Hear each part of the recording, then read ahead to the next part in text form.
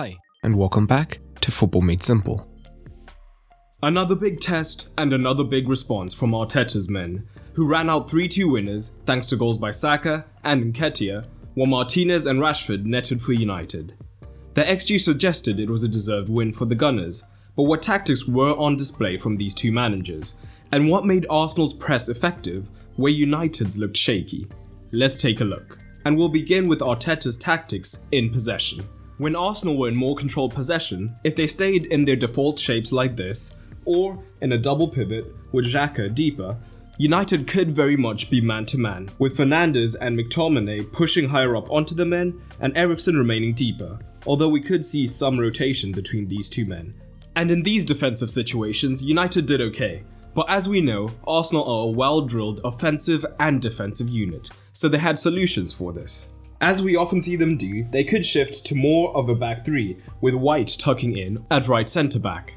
And what was very interesting in this match from Ten Hag is that for most of the game, rather than keeping Rashford and Antony deeper, he chose to usually push them higher up, narrow onto the centre-backs, ready to press. So, the midfielders are relatively man-to-man, and we can see that Rashford and Antony are fairly narrow, and in this instance, Antony is going to move narrow onto Gabriel to press. This was somewhat surprising from Ten Hag, because one of the main aims of Arteta's tactics is to get Saka and Martinelli in 1-versus-1 situations, isolated with their centre-backs, and having the wingers narrow would only make this more likely.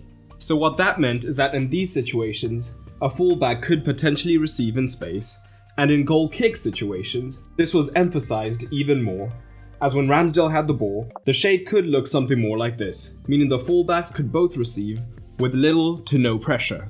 But Arsenal could also manipulate this defensive shape from United, as often we would see Zinchenko looking to invert into the midfield, and Xhaka could push high up into the half space with Odegaard to make this a front five if needed, but with Antony narrow on the centre back and a midfielder now pressing one of these two, usually Zinchenko, as he was basically dictating most of the game, it would open up space in this region, and Xhaka would usually drop into that space, as it would be hard for a centre back to commit to following him all the way out here. So now, Xhaka could progress much more unimpeded and then look for a pass higher up the pitch to cause danger. So here we see just that, with Antony being narrow and moving on to Gabriel, Zinchenko in the midfield has drawn McTominay, so now Xhaka has space out wide. Zinchenko receives, so now McTominay is 2-versus-1 down. So he has to close down Zinchenko, and Xhaka can receive and push up the pitch, and attempt the early cross. But the narrow Antony could also mean if he was bypassed, Xhaka in this higher space could initially draw Wan-Bissaka narrow.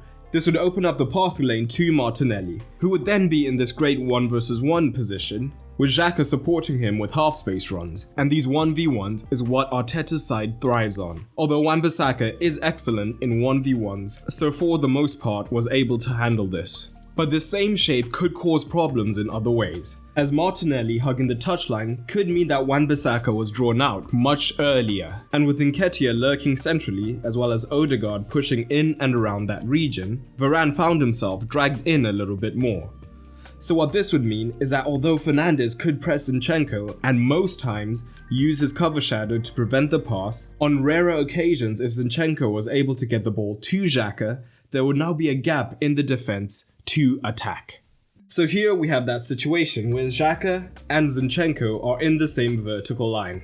At the same time, there's a massive gap between Wan-Bissaka and Varane. So now, it is a difficult pass, but Zinchenko is able to get it to Xhaka past the pressing McTominay, leading to a promising situation, and Eriksen having to make an outstanding block. But the right-hand side could also cause problems in many different ways, as Rashford was also often high up, ready for a transition, as what it would mean is that if Arsenal were able to get the ball wide, it often dragged the United midfield across the pitch. This, of course, would then facilitate a switch, either directly to the winger, but more often than not, it was Zinchenko attacking the midfield space to be the extra man who could receive, then drive forward to look for a pass infield, or go out wide.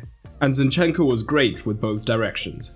So here, Antony is high up as he had been pressing the centre-back, so the midfield is man-to-man with Arsenal's own midfield. Antony's positioning means that Zinchenko is in acres of space. Odegaard finds him, and he can attack. So here we see Rashford is higher up, so Saka is able to receive. Antony is still high up the pitch, and United's midfield is man-to-man with Arsenal's. So this means Zinchenko can receive in space, and has the option for a cross, shot, or to go out to Martinelli for the 1v1. In this particular match, down the right hand side, Saka was much more effective in his 1v1s than Martinelli, and this was partly helped by the presence of Odegaard, who also tends to attract a lot of players towards him. And Shaw tended to back into the box fairly early, meaning that Saka had room to drive at him. It was also extremely difficult for United to double up on Saka with the midfielder, due to the presence of Odegaard either moving deep to provide a pass to support or making the run through the half space. This was emphasized in the second half when Tomiyasu was playing in the wide position, where he was much more willing to overlap on the outside, again just facilitating these 1v1s for Saka. With support on the outside, he could then drive central to look for crosses, passes into runners, or shots, as we saw with his goal. What made matters worse for United is that they struggled to get out. And this was because even when they eventually shifted to a more defensive shape, initially Weghorst was the sole defensive target. And the problem with this is that he was not too mobile, so unless the outball was played straight to him, he could not hold up the play. Later on, Rashford looked to join him, but to keep some defensive solidity, Weghorst would have to drop deeper into the midfield, meaning the only option was to look for Rashford's pace in behind, which did come close a couple of times, but for the most part wasn't too effective. But what happened when United were in possession? And why was Arsenal's defensive shape a lot smoother? Arsenal have good structure in and out of possession, so from goal kicks, much like United, Arsenal would commit a winger in Saka onto a centre-back, joining Nketiah. So what was the difference between the structures? Well, unlike United, Arsenal did not commit both wingers and as a result leave the full-backs open. Instead, Martinelli picked up a much more defensive position, almost as a wing-back. At the same time, Ben White was aggressive on Shaw, pushing up, initially tucked in centrally to cut off any progression options, but essentially as a wing-back. The rest of the backline could then effectively shift to be a back three, also allowing the midfield to go man-to-man, making it much harder to find a man who wasn't under pressure. So even when United did look to play out, it often wasn't successful. So here we see just that, with Saka and Nketiah both having been ready to press the centre-backs and De Gea. White is in this tucked-in position, but as soon as the ball is active, pushes onto Shaw, whilst Odegaard ties up the deepest pivot. And Partey follows his man, just showing how Arsenal are able to keep up the high pressure. And United did look to find solutions to this, with Shaw either inverting or dropping much deeper to open up space in this pocket, where Fernandes or Eriksen, depending on who was where, would look to drop in to potentially receive from De Gea. And whilst this was successful a couple of times, due to the man-to-man nature of the midfield and the defence, Arsenal could be confident in pushing a man onto the dropping midfielder. So here we see Eriksen in that wider position, but Odegaard is able to easily keep an eye on him. And high up the pitch, United used a 3-2-5 similarly to Arsenal. But there were some key differences that made their shape a little less effective. The first of which was due to Arsenal, who did not keep their wingers high up in these positions, which would have facilitated much easier 1v1 situations out wide. Instead, they tucked into a fairly compact 4-4-2, with Saka and Martinelli still in their wing positions, but Odegaard, instead of being in midfield, now pushed up alongside Nketiah, and they didn't always look to apply pressure, and could instead sit on the midfielders to prevent themselves being overloaded. There were also personnel differences, as on the right hand side, if Wan-Bissaka stayed wide, he wouldn't be effective in the 1v1s where we saw Saka being effective against Shaw. Occasionally, Antony and Wan-Bissaka would rotate, but Wan-Bissaka in this position is not as effective as Odegaard would be in that same position, and Antony in this match was not effective even when he got the 1v1s. This difference shows down the left hand side, where Rashford looked much more dangerous in the 1v1, as he does excel in these situations. So Odegaard tended to push up alongside Nketiah, and we see that Wan-Bissaka is pushing wide, with Antony being central, whilst both Saka and Martinelli are taking up more defensive positions.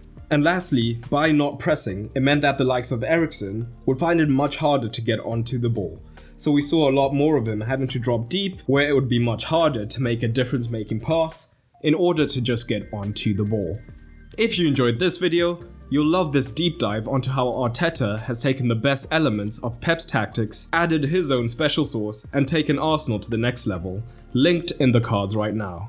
But overall, this was a deserved win for Arsenal, who created many more chances, with 25 shots to United's 6, and this shows why many now have them as favourites to win the title. But there is a long way to go. For the tactical score, despite a close scoreline, it was dominant from Arsenal in reality, meaning Arteta earns an 8, while United looked vulnerable, with Ten Hag making some questionable decisions, meaning he earns a 5. But what are your ratings and thoughts on this game? Drop them down below. I hope you enjoyed this video, and if you did, you might enjoy the content available on my Patreon.